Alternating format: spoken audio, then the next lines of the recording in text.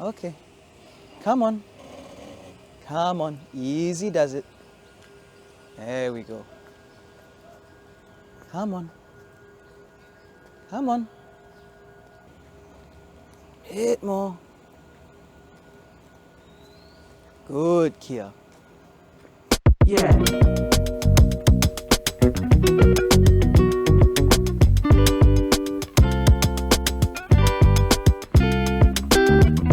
Now we can't talk about the EV6 without first talking about its design. With inspired cues by vehicles like the Lancia Stratos and very intelligent design features to make the car look and feel a little bit more upmarket, the Kia EV6 is a very bold looking thing. I especially love this little flying bit at the end of the wing, which actually has a little light in it just to light up the hips of this car, because it's nice. You also get flush door handles like most modern EVs to reduce drag, and frankly you put all of it together and it makes a very beautiful and bold car indeed. And I would argue that the EV6 is even better looking than the Ioniq 5 with which it shares its eGMP platform.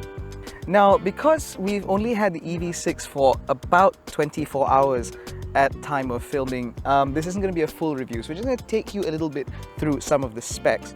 Now, like I mentioned earlier, the Kia EV6 shares its platform with the Hyundai Ioniq 5. However, it has a bigger battery and therefore more range. So underneath the skin is a 77.4 kilowatt-hour lithium-ion battery, which provides up to 506 kilometers of range based on the WLTP testing cycle. Now, this is split between a smaller motor in the front, which is rated for 101 PS, whereas the one at the back is rated for 224 PS. Total output then is 325 PS and 605 Newton meters of torque, capable of launching this thing from 0 to 100 in just 5.2 seconds onto a top speed of 183 kilometers an hour. Now, the eGMP platform is unique among mass market EVs because it is the only platform that allows for 800 volt architecture, like the Porsche Taycan. This means that the car can charge much faster at DC fast chargers and is therefore rated to charge at up to 350 kilowatts, although we don't have 350 kilowatt chargers in this country. If we did, however, we'd be able to go from 10% to 80% state of charge in just 18 minutes. However, we don't have those. So with a 50 kilowatt DC input, it'll go 10 to 80% in about 73 minutes, which is still pretty commendable. Although that said, DC fast chargers or travel DC fast chargers tend to be a bit faster than that, ranging between 120 to 180 kilowatts depending on availability. This car also supports 11 kilowatt AC charging, which will be able to bring you from 10 to 100% in about 7.5 hours. Now, it is worth noting that this car comes, or it's rather sold as standard, only with a 3-pin socket, which will charge the car in about 32, almost 33 hours. So we certainly advise that you buy your own Type 2 to Type 2 charging cable, or maybe perhaps an industrial charger to Type 2, so the car can juice up at about 7.4 kilowatts instead. Now, in terms of overall specification, one may wonder why the EV6 commands a premium over the Ioniq 5, and there are a few key areas. Number one, this car comes with adaptive high beams, which the Ioniq 5 does not, which is certainly an improvement. It also gets the lane watch system, which you see on the Ioniq, but it's been improved slightly on this car for better nighttime visibility. Inside, while you still get 2 electric heated and ventilated front seats that you do in the Ioniq, and they also come with a premium relaxion function where they'll be able to tilt you in a certain way so you can, say, take a nap while the car is charging. It does miss out on the Ottoman, but instead it gains an 18-speaker Meridian audio system. Now, Meridian is a high-fidelity audio company which normally works with luxury brands like Jaguar and Land Rover, so to see it in the Kia EV6 is certainly a good thing. And of course, the choice of materials inside the car also goes some way to justify the premium. And when you put it all together, between the 280,000 ringgit that Hyundai Sime Darby charges for the Ioniq 5 Max with the extended warranty versus the 301,000 ringgit that Burmaz charges for this, given its improved range, bigger battery and those features I told you about earlier, it's not that bad really. In terms of interior space, it's comfortable and it's certainly a large car. The wheelbase is actually 2,900 millimeters, which is about 100 millimeters shorter than the Ioniq 5, but overall the vehicle itself is longer. Now what that means is interior space is excellent both in the front and in the back, and because this car is built on a dedicated platform, it does mean that passengers front and rear are comfortable with the floor being the correct height. It also helps, of course, that this car does come with dual zone climate control with rear aircon vents on the pillars, not in the center. So this means that 4 passengers can sit very, very comfortably in this car, and the 5th passenger could plug in a fan because underneath them, literally between their legs, you'll find a 3-pin household socket. What the EV6 does not have over the Ioniq 5, however, is the glass roof. The EV6 only comes with a sunroof, which only covers the front passengers, obviously. And this does take away a little bit of airiness from the cabin.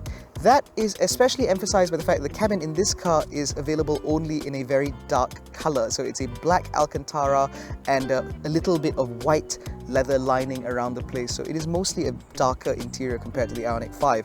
That said, however, even though the interior architecture could be considered as quite similar between the two, the choice of colorways and the choice of seats does go a certain way in differentiating those vehicles. Getting into this, it certainly feels like a more sporty place to be versus the rather loungy and airy and relaxed Ioniq 5.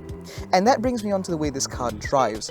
Now, we've been very lucky that over the last few months, we've driven the Porsche Taycan Turbo S. You can watch our review of that here. We've driven the Hyundai Ioniq 5, which you can, well, I'll put the links all below.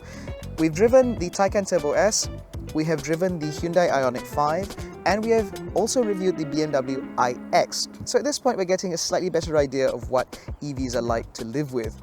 And of all these cars, let's put the Porsche aside because it is ultimately a luxury performance vehicle, and so that's its own niche.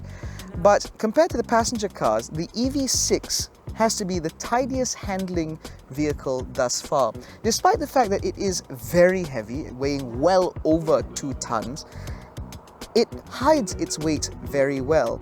And where the BMW iX had a rather busy ride, this seems to settle a lot better on the motorway, and it cruises with the same degree of isolation, comfort and refinement.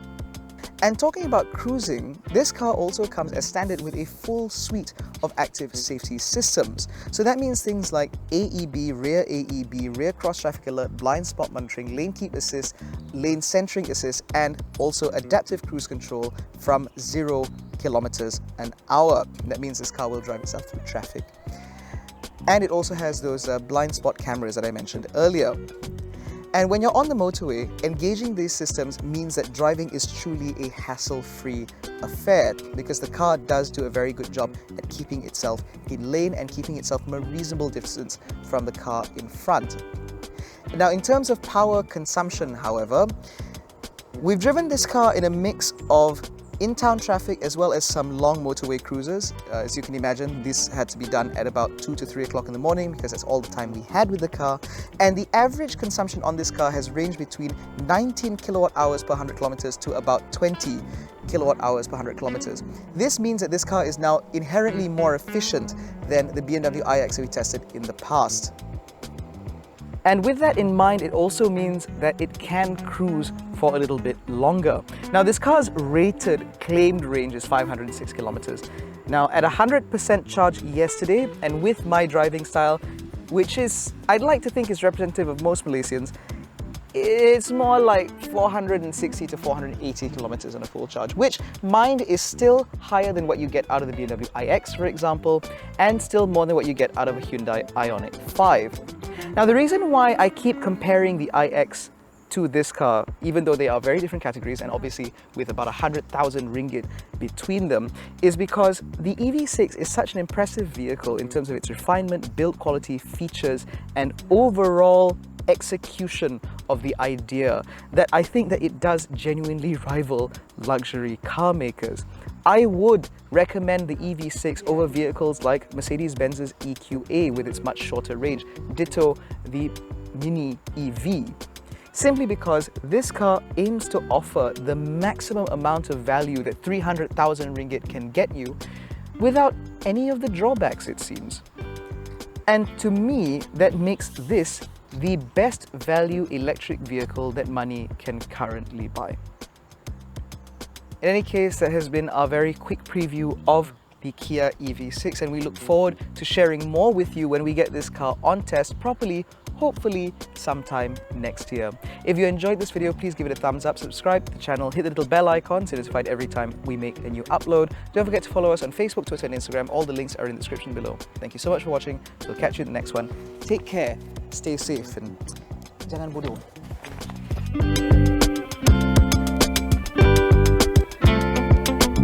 No.